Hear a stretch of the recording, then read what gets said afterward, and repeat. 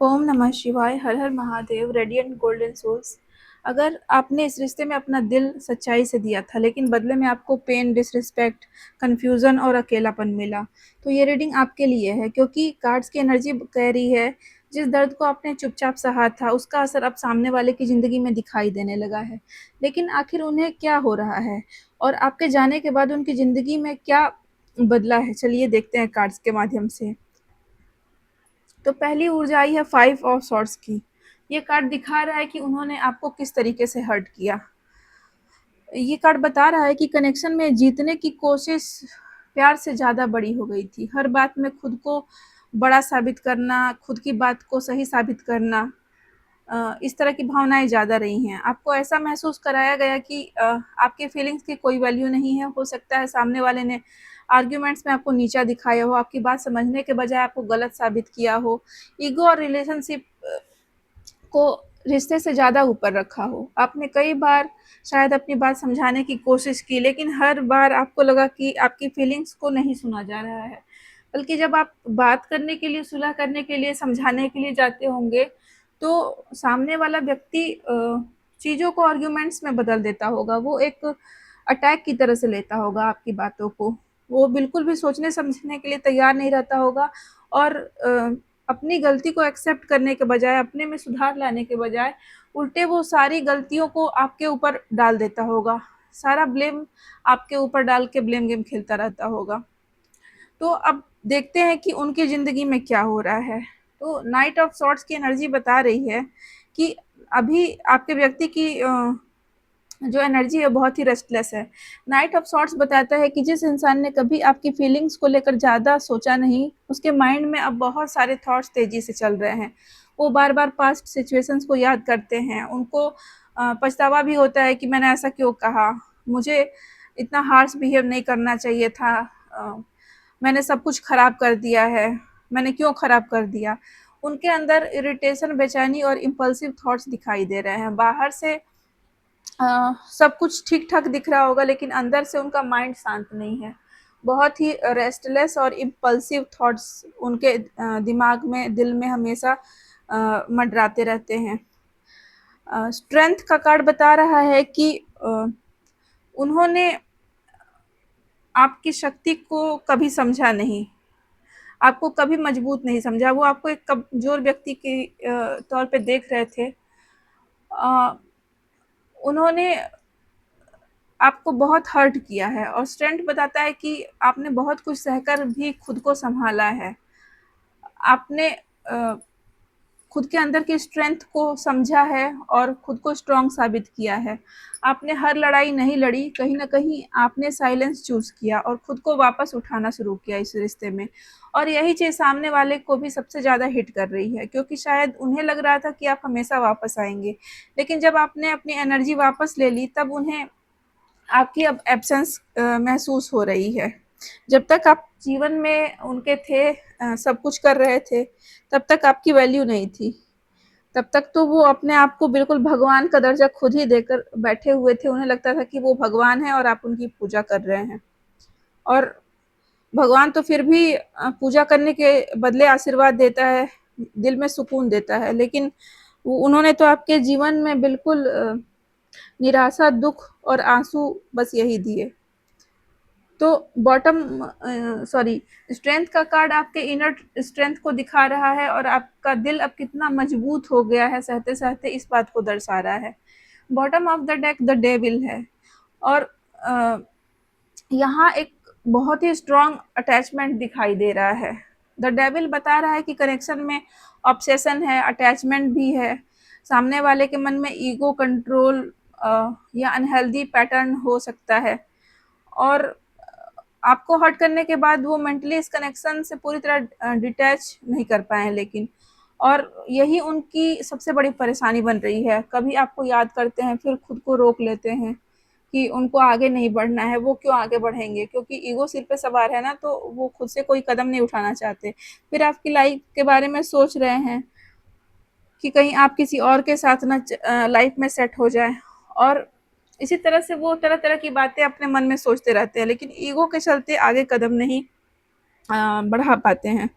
ये एक narcissistic personality को भी दिखाता है। हो सकता है कि आपके पार्टनर के बिहेव में एक टॉक्सिक बिहेवियर पैटर्न हो, जिसमें पुश-पुल हो, हॉट हॉट और कोल्ड ट्रीटमेंट आपको दिया जाता हो, कभी बहुत अच्छा व्यवहार, कभी बहुत अच्छा व्यवहार, अच्छा बुरा इस तरीके से चलता रहता हो, कभी बिल्कुल बिना कुछ कहे गायब हो जाते होंगे। तो ये सब नार्सिसिस्टिक पैटर्न हैं, ये नार्सिसिस्टिक बिहेव है। और कार्ड्स बता रहे हैं कि जिस चीज़ को उन्होंने कंट्रोल समझा था, वही अब उनके लिए इमोशनल बर्डन बनती जा रही है, क्योंकि वो काफ़ी कंट्रोलिंग नेचर के हैं और उनको लगता था कि वो आपको एक कठपुतली की तरह नचाते रहेंगे और वो जैसा चाहेंगे आप उसी तरीके से चलेंगे, जो भी आपसे कराना चाहेंगे वैसे आप करेंगे, जिस पर्सपेक्टिव से वो चाहेंगे उसी पर्सपेक्टिव से आप सोचेंगे, समझेंगे और सिचुएशंस को उसी हिसाब से डील करेंगे जैसा वो चाहते हैं।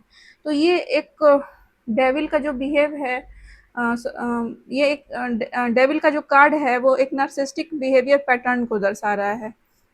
और इस बिहेव के लोग अपने जो भी लाइफ पार्टनर होते हैं, स्पाउस होते हैं, उनको ईजिली जाने नहीं देना चाहते हैं अपनी लाइफ से, बिल्कुल कैप्चर में करके जंजीरों से बांध के रखना चाहते हैं। ना तो वो प्यार दे सकते हैं अ, और ना ही आपको सुख शांति से रहने के लिए अकेला छोड़ सकते हैं। उनको बस एक खिलौना चाहिए अपने मन के हिसाब से खेलने के लिए, और जब मन भर गया तो उस खिलौने को रख दिया गया, उसके फीलिंग्स की कोई परवाह नहीं है। इस तरह के लोग ह्यूमन बीइंग्स को बस एक टॉय की तरह देखते हैं, उनके लिए एक वस्तु की तरह होते हैं लोग, बस यूज़ किया और फेंक दिया, उनकी यही रणनीति होती है रिश्ते में, बिल्कुल एक चेस बोर्ड के गेम की तरह से वो रिश्ते को देखते हैं। आपकी एनर्जी में जजमेंट का कार्ड आया है और जजमेंट का कार्ड आना बहुत ही पावरफुल है। आप अवेकनिंग के फेज़ में हैं, धीरे-धीरे समझ रहे हैं कि आपने उस रिलेशनशिप में क्या-क्या टॉलरेट किया और आगे आपको क्या टॉलरेट नहीं करना है।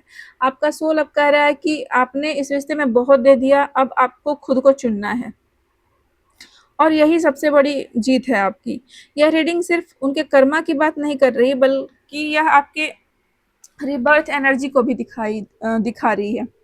ये आपके सेल्फ रियलाइज़ेशन को भी दिखा रही है, इनर स्ट्रेंथ को भी दिखा रही है। आप उस पुराने वर्ज़न से बाहर निकल रहे हैं जो हर बार दूसरे इंसान को समझता था और खुद के दर्द को इग्नोर करता था। गाइडेंस में आपके लिए 7 ऑफ पेंटिकल्स की एनर्जी आई है। रीडिंग आज की थोड़ी हैवी है